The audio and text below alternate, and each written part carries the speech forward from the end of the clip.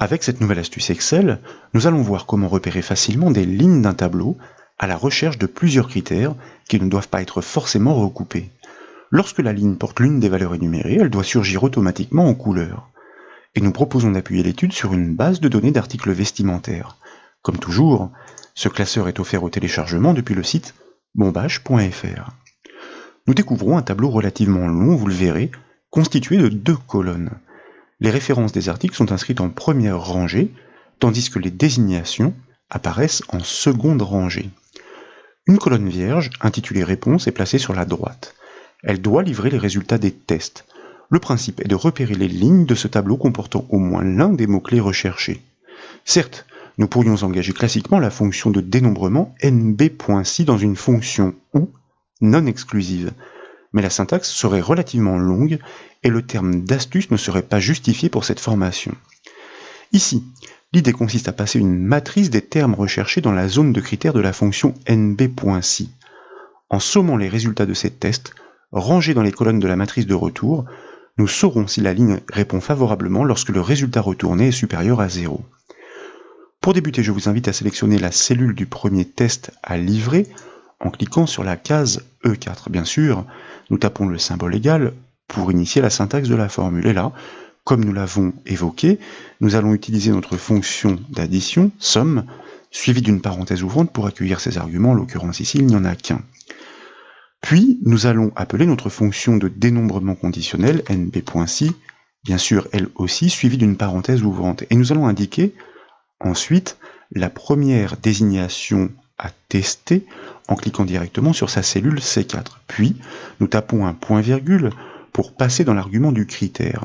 C'est ici que l'astuce réside. Ce n'est pas seulement une condition que nous souhaitons vérifier, mais une multitude de critères potentiels dont la liste peut s'allonger à souhait. Et pour l'exemple, nous souhaitons repérer les lignes de cette base pour lesquelles la désignation contient le mot lin, ou le mot cuir, ou encore le mot lacet. Et nous allons le voir, cette astuce permet de considérer aussi les enregistrements recoupant plusieurs de ces mots à la fois, sans bien sûr ignorer ceux n'en comptant qu'un seul. Je vous propose donc pour cela de construire une matrice permettant d'énumérer ces termes. Comme il s'agit d'une matrice, bien sûr, nous ouvrons une accolade, et puis ces termes sont des textes, donc nous allons les mentionner entre guillemets, et nous allons tout d'abord utiliser le symbole de l'astérisque, suivi d'un espace. Nous allons revenir sur ces explications, suivi du premier mot lin, suivi d'un espace, suivi d'un nouvel astérisque, et puis des guillemets fermants pour le premier mot-clé recherché. Pourquoi les astérisques ? Tout simplement pour indiquer à cette fonction de recherche pour les tests à effectuer que tout ce qui se trouve avant ou après ne compte pas. Ce qui importe, c'est la présence du mot lin dans l'expression de la désignation. Pourquoi les espaces ? Tout simplement parce que si nous souhaitons exclure certains mots, comme c'est le cas dans cette base de données, pour les habits de type mousseline contient le mot-clé lin. En ajoutant un espace avant et après, le terme mousseline sera exclu de la recherche concluante. Ensuite, nous tapons un point-virgule pour poursuivre l'énumération des valeurs de cette matrice. Et là, nous récidivons exactement de la même façon, astérisque, le mot-clé cuir comme nous l'avions annoncé, suivi d'un espace, d'un astérisque, nous fermons les guillemets, un point-virgule pour terminer l'énumération avec ici en l'occurrence le dernier terme, l'astérisque, le mot-clé lacet, un espace, l'astérisque, nous fermons les guillemets, et puis nous fermons naturellement l'accolade de cette matrice des termes énumérés. C'est ainsi que la fonction de test va répondre par une matrice de booléens comme par exemple 1, point-virgule 1, point-virgule 0 lorsque la désignation contient à la fois le mot lin et le mot cuir. Dès lors, la fonction somme, en additionnant ces valeurs, livrera on ne peut plus explicitement son verdict. Pour le savoir, je vous propose tout d'abord de fermer la parenthèse de la fonction nb.si dans l'enchaînement de fermer la parenthèse de la fonction somme, et bien sûr, il nous faut un critère d'inégalité pour savoir si la somme de ces booléens est bien supérieure à 0, ce qui indique qu'il y a au moins l'un de ces mots-clés qui est trouvé dans la désignation. Puis nous allons valider la formule par le raccourci clavier CTRL-Entrée pour garder la cellule du résultat active. Et la première sentence tombe faux, et elle est fort logique dans la mesure où la première désignation ne comporte aucun des mots-clés énumérés.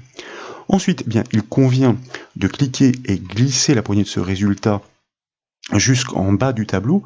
En l'occurrence, eh bien, il s'agit de la cellule E247. Alors, comme elle est très éloignée, je vous propose une autre astuce. La première cellule, celle du résultat étant sélectionnée, avec la touche Maj, nous allons cliquer sur la dernière de manière à englober toutes les cellules intermédiaires dans la sélection. Nous enfonçons la touche F2 du clavier si bien que nous activons le contenu de la première cellule, celle du calcul, et là, nous allons répliquer sur l'ensemble de la plage sélectionnée par le raccourci clavier CTRL-Entrée. Et comme vous pouvez le voir, les enregistrements concordants surgissent instantanément en vert. Et vous le réalisez d'autant mieux en faisant défiler les lignes vers le bas. C'est une règle de mise en forme conditionnelle prédéfinie sur le tableau qui permet de faire ressortir les lignes pour lesquelles le résultat du test est sanctionné par la valeur vraie, comme ici donc dans la colonne des réponses. Et vous pouvez facilement la consulter, cette règle de mise en forme. Pour cela, tout d'abord, eh bien, il s'agit de sélectionner au moins l'une des cellules du tableau, et ensuite, dans la section style du ruban accueil, nous allons cliquer sur le bouton mise en forme conditionnelle, puis, dans la liste des propositions, nous allons choisir l'option gérer les règles, et dans la boîte de dialogue qui suit, nous allons cliquer sur le bouton modifier la règle.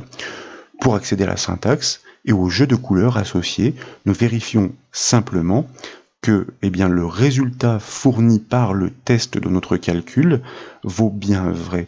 Dans ce cas, grâce au $ qui persiste uniquement devant la colonne, eh bien, nous indiquons que c'est l'ensemble de la ligne sélectionnée dans la base de données qui doit apparaître en vert. Il existe cependant une contrainte à cette astuce. Les termes des critères doivent être inscrits en dur. Il n'est pas possible de désigner des cellules, donc des variables. En revanche, elle simplifie considérablement la syntaxe pour des résultats épatants.